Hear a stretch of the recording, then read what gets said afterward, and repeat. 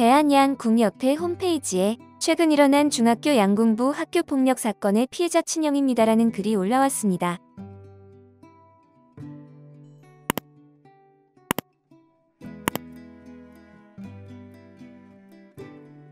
지난 22일 자신을 피해자 친형이라고 밝힌 A씨는 여기까지 와서 글을 쓰는 이유는 가해자에게 확실한 처벌을 바라는 마음에서 이곳 대한양궁협회 홈페이지에 글을 조심스럽게 적어본다라며 글을 쓰게 된 이유에 대해 설명했습니다. 이어 A씨는 제 동생은 초등학교 저학년 때부터 양궁을 해오던 양궁을 좋아하는 아이였다. 하지만 동생이 4학년, 5학년으로 올라올 때쯤 주변의 선배에게 조금 이상한 느낌을 받았다라며 제 동생은 이 일이 일어나기 전에도 또 한 번의 학교 폭력을 당했다라고 말했습니다. 이후 가해자를 다른 학교로 보내는 것으로 합의했지만 A씨의 동네에 양궁부가 있는 중학교는 한 군데뿐이라 결국 피해자와 가해자가 다시 만나는 상황이 됐습니다.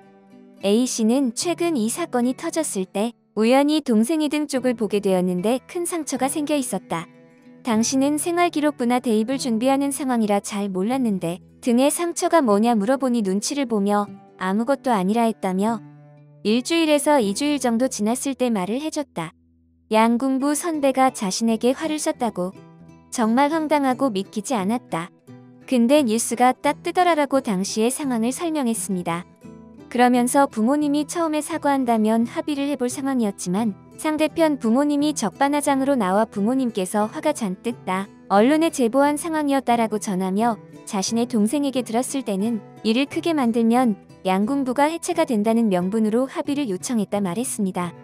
끝으로 A씨는 현재 우리 지역에선 언론에 노출이 되었음에도 분위기가 입막음을 하려는 분위기인지 친구들에게 공유해달라고 말할 때까지도 모르는 아이들이 많더라라며 부탁드린다. 대한양궁협회 분들 꼭 가해자 학생은 절대 다시는 화를 잡지 못하게 해달라. 이런 학교폭력 가해자 아니 제 동생을 쏜 살인 미수범에게는 다시 화를 잡을 권리가 없다고 생각한다라고 주장했습니다. 이어 해당 사건은 청와대 국민청원의 중학교 양궁부 선배가 후배를 활로 쏜 사건, 학교폭력 더 이상 두고 볼 수 없습니다. 라는 제목의 글로 업로드되어 있으며 22일 오후 5시 기준으로 12,000명가량 참여했습니다. 영상을 시청해주셔서 감사합니다. 여러분의 좋아요, 구독은 큰 힘이 됩니다. 지금까지 뉴스킹이었습니다.